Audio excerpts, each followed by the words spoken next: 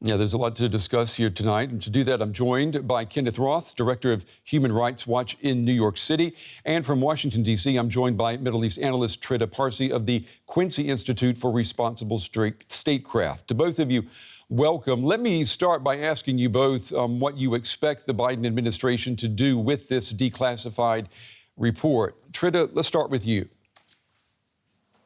Well, what the Biden administration is doing is that they're following the U.S. law. The Congress mandated this earlier on, and the Trump administration essentially ignored it. So as a first step in explanation, they're following the law. What they're saying, though, is that this is going to be part of a larger rethinking of the relationship with Saudi Arabia. And I think in many ways that would be tremendously welcomed. Because this has been a very unhealthy relationship for quite some time. The question is, by starting off with this report, is it an indicative of the idea that we are now personalizing the problem as if it is MBS alone that is responsible for this unhealthy relationship? If that is the case, I think it would be a mistake, because this is an unhealthy relationship long before MBS entered the stage. He certainly has not made it better. He's made it much worse. But it would be highly problematic if this begins and ends with MBS rather than looking at the entire spectrum of problems between the two countries and the imbalance that exists that has unfortunately led to a scenario in which the Saudis have felt that they have a green light to do almost whatever they want with impunity. Kenneth, how do you see this? Will there be anything more than just lip service being given to improving human rights? Well, first, let me say I may differ a bit with Trita in that, yes, there are a range of problems between the United States and Saudi Arabia, but MBS, the Saudi Crown Prince, is a big part of the problem. He is, we're going to learn, likely the one who ordered the murder of Khashoggi. He was the one who started the war in Yemen in terms of, bombing Yemeni civilians and causing or contributing greatly to the world's probably most acute humanitarian crisis. He's the one who has been, at the same time he's supposedly reforming, locking up the various people who call for reform, who dare to criticize the government. This is a big part of the problem. So I wouldn't minimize that. Now, the big question is, what are they going to do about it? What's the Biden administration going to do? And obviously releasing this report is step one. It is a step toward the truth. The idea that these were rogue agents off doing a lark on their own, that just doesn't pass the laugh test. This is Mohammed bin Salman is a control freak. He does not delegate serious operations like this. So clearly there's going to be high level of responsibility there. At minimum, what even the Trump administration did was to impose targeted sanctions, that is asset freezes and travel bans on the other members who took part in this brutal murder. What about the guy who ordered it? That's the least they should do, but also they should clearly be pushing for some kind of more formal accountability, whether it's a prosecution or some effort to hold MBS personally responsible. Trita, what do you say to that? What about the possibility of sanctions, personal sanctions against the Crown Prince? Is that even realistic?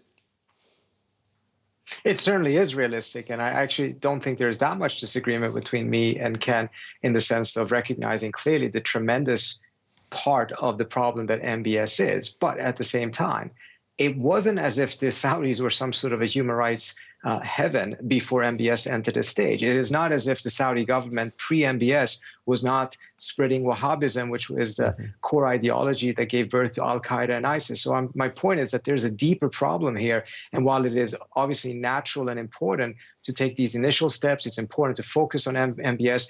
I hope that that focus does not end up becoming at the expense of the broader problem that exists between the United States and Saudi Arabia, or the conduct of the Saudi government, because it's not just MBS, even though he clearly is a very, very significant part of it. Ken, we know that President Biden wants the Saudi kingdom to moderate its own extremism. Are you seeing evidence of this happening in the country other than the opening of movie theaters and letting women drive cars? Well, I do think that there is an effort by the government to rein in some of the Wahhabis, to be less beholden to them as a source of legitimacy. And that is why they've been pursuing these social reforms. But it's a very limited kind of social reform. It's a reform that basically, depends on the benevolence of the dictator. And as we've seen, this is not the most benevolent kind of guy. So people like Mujan al-Haflul, the women's rights activist who did nothing more than seek the right to drive, ultimately the right that was given, but Mohammed bin Salman wanted to give that himself. He didn't want to be subject to pressure. So that's the nature of the so-called reform. It's entirely top-down. And while they're, maybe opening up movie theaters and giving women a bit more liberties, they are completely shutting down civil society, independent critics, anything that might look like activism, to the point that critics like Khashoggi get murdered. So, this is what we're dealing with. And I agree with Trita that this is it is a profound problem here. And it's not going to be enough to just say, okay, we're not going to deal with the crown prince.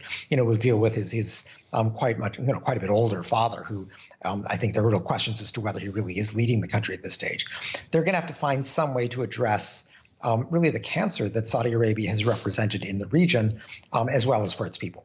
Well, Trita, we understand this phone call that's supposed to take place between Biden and the king is going to take place without the crown prince. And, as Kenneth said, one day the U.S. will have to deal with the crown prince because he will one day be the king. So is the Biden administration almost kicking the can down the road here? To some extent, but at the same time, it is a very important signal, and it's a way to really make clear how dissatisfied the United States is with a lot of the things that the Crown Prince has done. And let's not forget, it's not just the war in Yemen, it's the blockade against Qatar.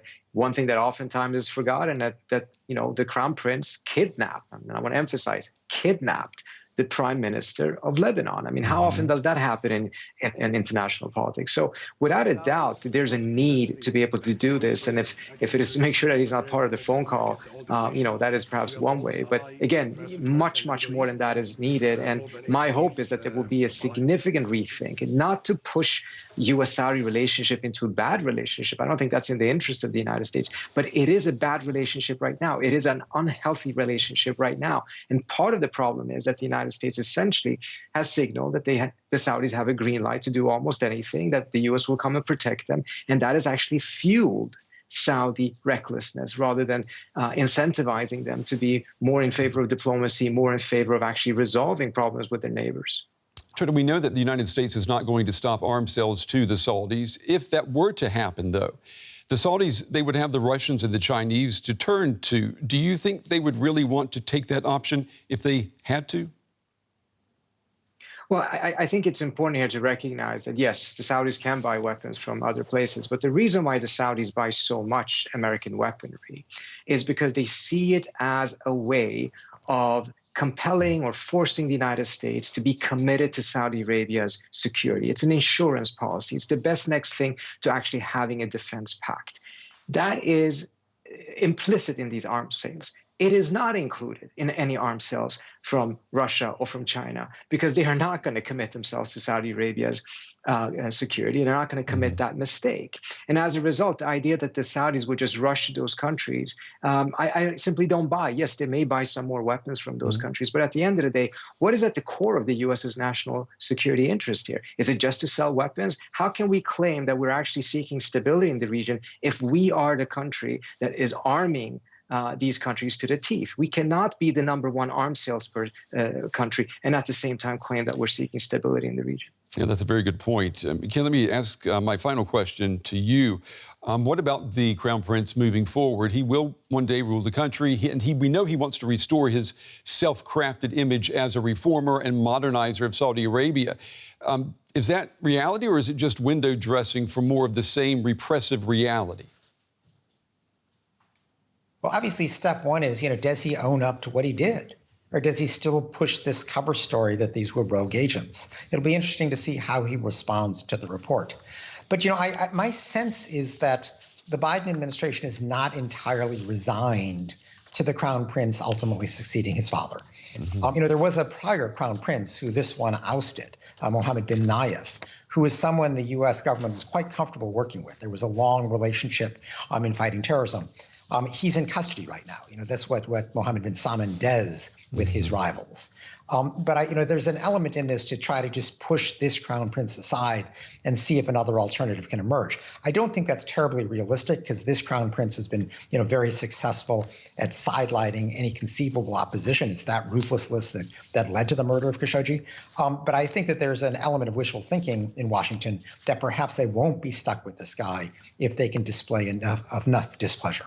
Yeah, and that will take us then to the next talk. I'm sure we will be inviting both of you back to talk about the future with or without the Crown Prince of Saudi Arabia.